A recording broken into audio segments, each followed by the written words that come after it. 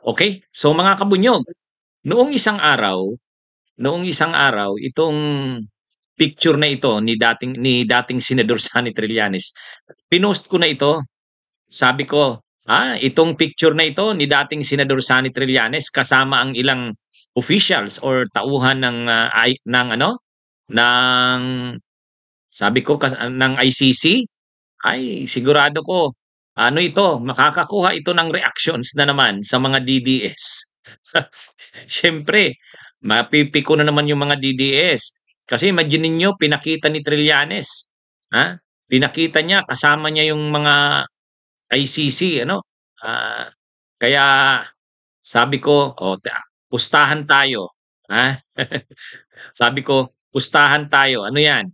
Sigurado magre-react dyan ang mga DDS. Ay, ito na nga. Ito na nga. Nag-react si Kaufman mismo. Attorney Kaufman, ang lead counsel ng defense ni Duterte. Ha? Nag-react. Hindi nagustuhan yung picture na yan. Eh siyempre, pinapakita dyan ni dating Senador Sonny Trillanes na mayroon siyang network within sa ICC. Kaya yung mga ano, kaya yung mga balibalita na mga lumalabas tungkol sa ICC, sabi nga ni Secretary of Interior and Local Government John Vic Rimulya, si dating Senador Sonny Trillanes ang source niyan. Yung controversial nga na announcement ni Ombudsman Boying Rimulya na mayroon ng warrant of arrest kay Bato de la Rosa, hindi sinasabi ni Boying Rimulya ang source niya, basta't sabi niya reliable yung source niya. Reliable yung source niya. Oh. Ngayon, pero si SILG John Vic Rimulya ang nagsabi, ang source ng kapatid ko yung si dating Senador Sonny Trillanes yan. Eh ito namang si dating Senador Sonny Trillanes, kita nyo pinost niya yung picture na yan. Di kasama niya yung ilang mga tauhan ng ICC, ay di sabi ko, magre-react niyan. Magre-react niyan ang mga DDS. O tingnan niyo, nag-react si Argo. ha? Ah, yan mga kabunyog, mga kababayan. Ngayon, ang sabi ito yung post ito yung reaction ni Kaufman. Ito yung reaction ni Kaufman, mga kabunyog, mga kababayan. Tingnan natin. Ang reaction ni Kaufman, shinare ito ng DDS sa isang social media platform. Paiksi lang naman ang comment ni Kaufman, pero grabe, talagang parang magrereklamo yata sa ICC itong si Kaufman. Sa tono ng kanyang post, parang magrereklamo sa ICC. Ito. Ito yung post ni Kaufman. Ayan. Sabi niya mga kabunyog, sa ito? Duterte Black news feed. Yan. Itong pagkakasabi.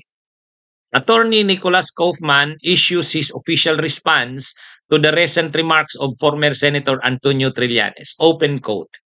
The defense has taken note of Antonio Sonny Trillanes' attempt to portray himself as a significant influencer through the circulation of an old photograph taken with ICC officials shortly after the appeals judgment on interim release.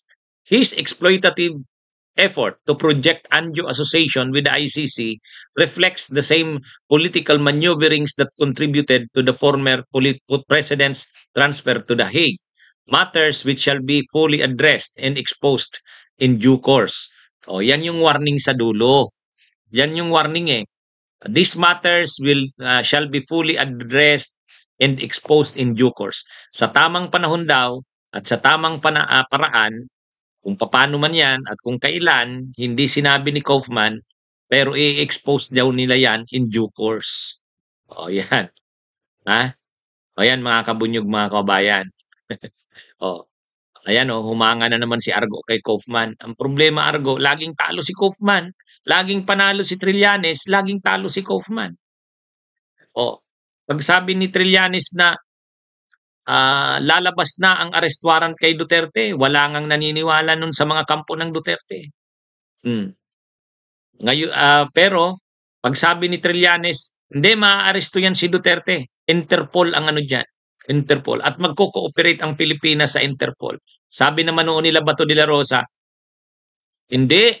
Hindi naman pwede yan kasi hindi na tayo member ng ICC. At ang stand ng gobyerno, hindi i-recognize ang ICC. Sabi ni Trillanes, hindi. Maniwala kayo sa akin. Hintayin nyo. Pag lumabas ang arrest warrant, hihingi ng tulong ang ICC sa Interpol. Ang Interpol naman ay hihingi ng coordination sa Pilipinas. At ang Pilipinas magko-coordinate yan. O, di ba? Tama. Nangyari nga yung sinabi ni Trillanes. So, nabigla sila Bato. Nabigla sila Duterte. O ngayon na naman,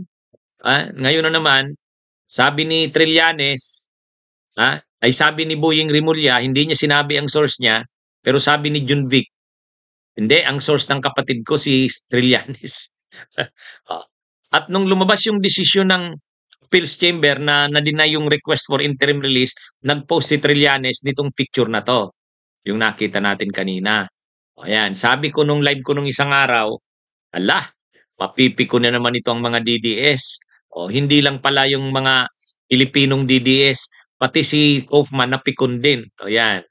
At ang ano nga ni Kaufman, parang pinoproject daw dyan ni Trillanes na ma-impluwensya siya sa ICC. Ito namang si Kaufman. Focus ka na lang, Kaufman, sa depensa mo kay Duterte. Lagi ka nang natatalo sa mga motions mo, sa mga request mo sa ICC.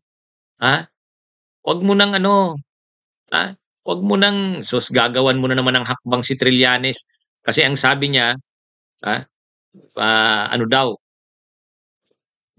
this matter shall be fully addressed and exposed in due course. Yun nga, yung ginagawa daw na yan na Trillanes ay a-addressan niya in due course. Pero ang dapat mong gawin na Kaufman, fokusan mo na lang yung depensa nyo kasi parang hindi ka preparado eh. Dinidelay mo na lang ng dinidelay. Di ba? Mga kabunyog, mga kabayan. Kaya ito mga kabunyog, mga kabayan. Pero si Trillanes hindi naman yan susuko kahit kay Kaufman. Lalo lang natutuwa niyan si Trillanes kasi napipikon yung mga DDS. Lalo lang natutuwa niyan si Trillanes kasi yung defense counsel ni Duterte napipikon sa post niya.